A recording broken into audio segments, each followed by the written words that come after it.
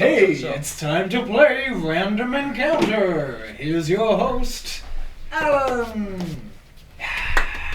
And random dirty plates. You can't see it on Richie camera, it's fine. see it. I see it in that one though. You can quite clearly see it on that.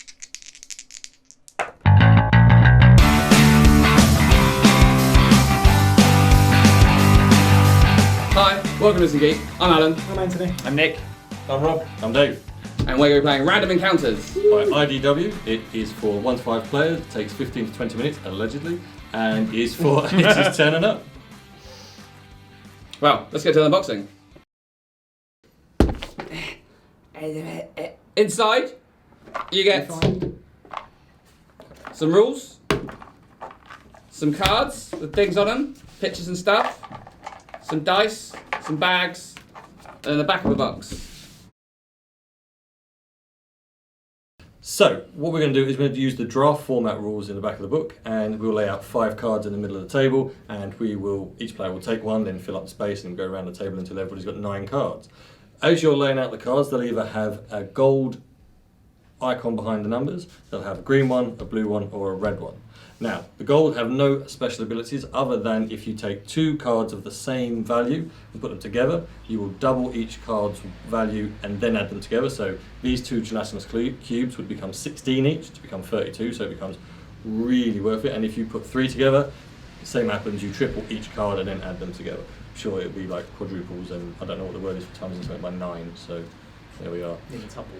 There you go. There you go. Maths expert. Love it. The green cards are activated first for their special ability, and that allows you to swap the green card with the person whom you are attacking. We'll get onto that in a sec.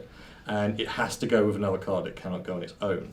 The blue cards always win, unless your opponent has a red card, which always loses, in which case the red card beats the blue card. Other than that, really, it's as simple as you take your cards, your 9 cards in your hand, you lay them out in a series of 5 encounters. You place your loot die behind one of those encounters. Everybody starts at 1, and then you choose, the first player chooses another opponent's encounter, compares it with theirs, you turn them over, whoever wins takes those cards, and then they have won an encounter. We go around until you can no longer pair up people, and at that point you see who's won the most encounters. That person will get a bonus to loot. During the game, if you successfully attack or defend a loot counter, then you gain 1 from the opponent. If the opponent is at 1, it cannot go down to 0. So if you're at 1, it's worth a stab, whereas if you're at 5, you think, probably might not want to have a go at them, just pick off the other encounters, get 2 more to get to the 6 you need to win the game. And if at the end of a round someone hasn't reached 6 yet, we go for another round, deal it out, draft again, and we keep going until someone does. Pretty simple, really. It's time for the review of Random Encounters. Let's do it on our 3P system. Purchase, play, or pass. And let's start with Ant. Having gone through that whole fiasco, I think I'm going to have to pass on future plays of this one. Perhaps if we come up with some sort of variant to chop the time down, I would play it again. Unbelievable. But as it stands, it's a pass for me, I'm afraid. For me, it's a purchase because it is my copy. But actually, again, over the course of the time, maybe I'd play it less or have to shift the rules a bit. I'd play it, basically because you already got it and it saves me money. Brilliant. That's a review I want to keep in. I would purchase it.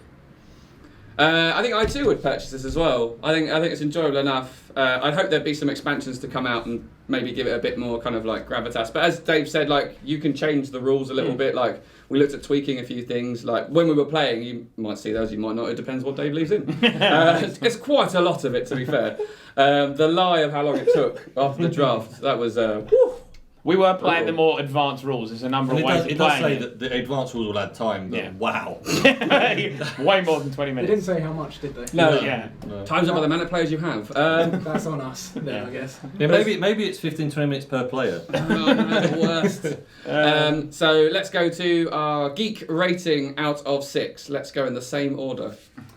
I'm going to go for 2.5, I think. We're so close to Again, guessing it. Yeah, as it is in the box, I definitely enjoyed it. Oh, no, it's in the box. Yeah, no, I mean, the rules as printed, sorry, Okay. to clarify.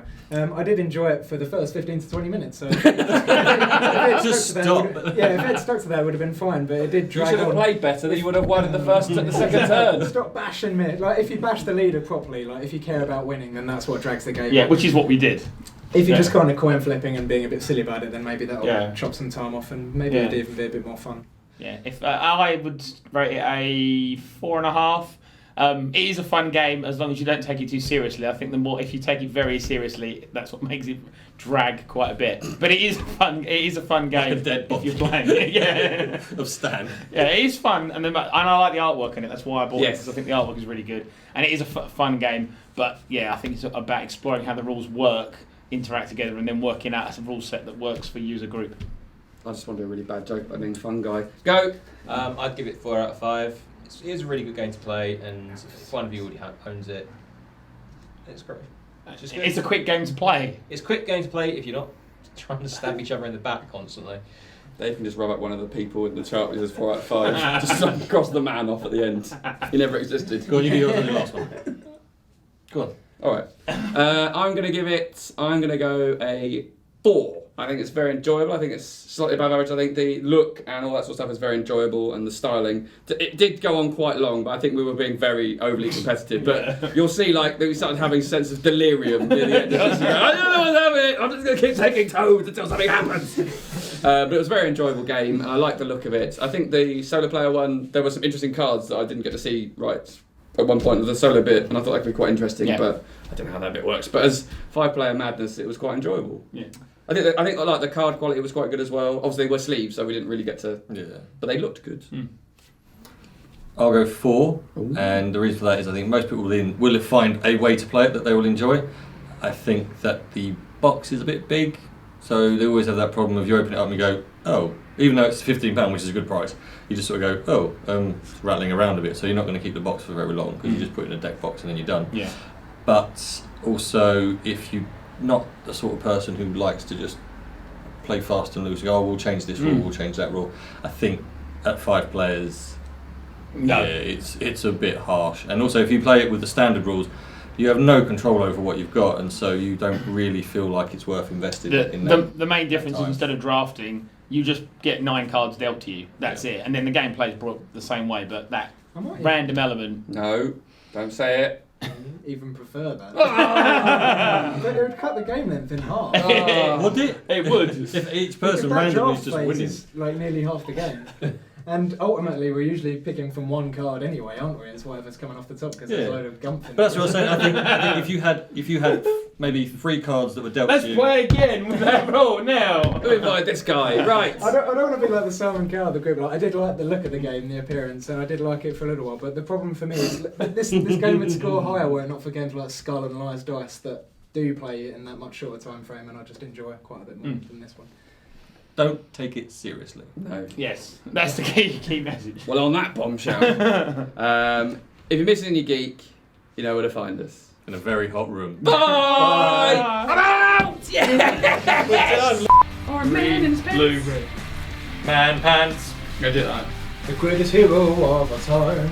I just did the order. The only problem with sleeving your cards to do a demo is you can't see the goddamn things in the light because it flashes into your eyes. They're shiny. Hi, welcome to Missing Geek. I'm Alan. I'm Anthony. I'm Nick.